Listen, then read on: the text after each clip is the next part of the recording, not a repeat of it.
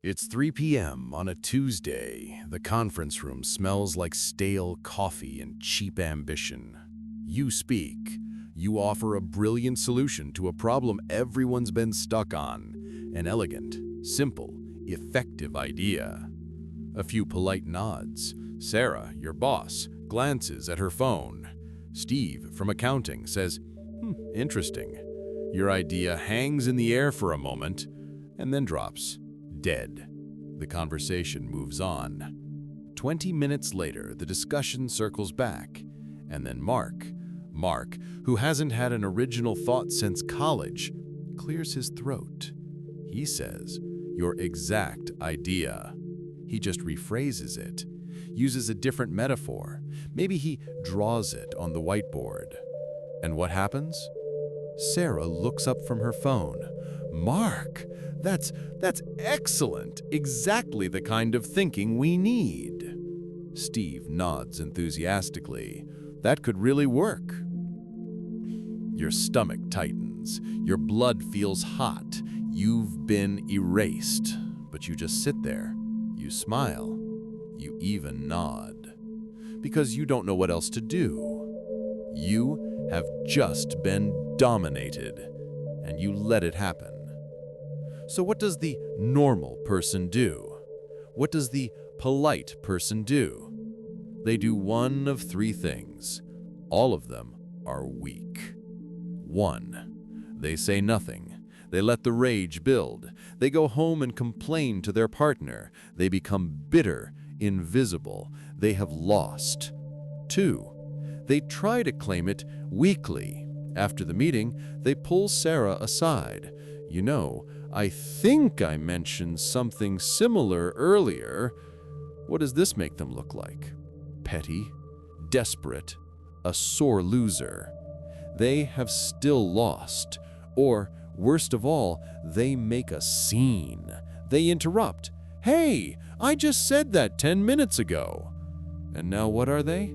They're combative. They're not a team player. They're insecure. They have lost. And they've also lost the respect of everyone in the room. You see the trap? The game is rigged. It's not about who has the idea. It's about who has the power. Politeness in this world is just a weapon that other people use against you. But what if I told you there's a third way? A way to reclaim your idea, cement your authority, and make Mark never want to cross you again, all without looking like a fool. This is what I do. This is what people who understand the board actually do. It's a technique I call strategic amplification. It's not about claiming your idea back.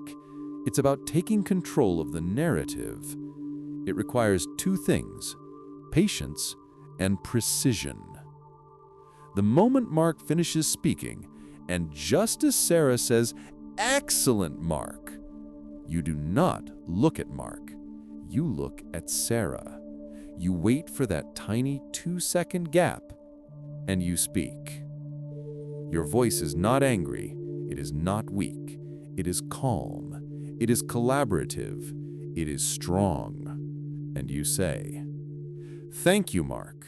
I'm glad you agree with the point I was making. Let's break that down." Thank you, Mark. This is disarming. You are not attacking. You are thanking him. You instantly sound like a leader, not a victim. I'm glad you agree. This is the pivot. This is the move. You have just repositioned him. He is no longer the originator. He is the supporter. His agreement is now secondary to your original point, with the point I was making. This is the anchor. You've calmly, firmly, and publicly re-anchored the idea to its source, to you. You have just, in one sentence, reframed the entire event. You are not the victim. You are the leader who is simply waiting for your team to catch up. Now, if you really want to turn the screws, you add the second phase. Immediately after that sentence, before Anyone can speak. You build on the idea. You say, "Thank you, Mark. I'm glad you agree with the point I was making. In fact, the next logical step, which I was about to suggest, is that we apply this to the new client database, starting with..." You see, you've taken your idea back, and you've already moved on to the next step. You are now leading the conversation. What can Mark do? He can't say, "No, it was my idea." He'll look like a child. All he can do is nod and agree. He stole your car, and you used the moment he put it in drive to run him over with it. Metaphorically, of course. The world is not run by the people with the best ideas. It is run by the people who know how to control the narrative. The polite person, the nice person, they are just a resource for people like Mark. They are fuel. You have to decide which one you want to be, the resource or the one in control. You don't have to be loud. You don't have to be aggressive. You just have to be smart. Now you know how to handle an idea thief. But what about someone more subtle? What about the person who never attacks you directly, but uses your own emotions against you? The colleague who uses guilt to make you do their work? The partner who makes you feel crazy for remembering something they definitely said? That is a different kind of warfare. And in the next video, we're going to dismantle the guilt tripper piece by piece.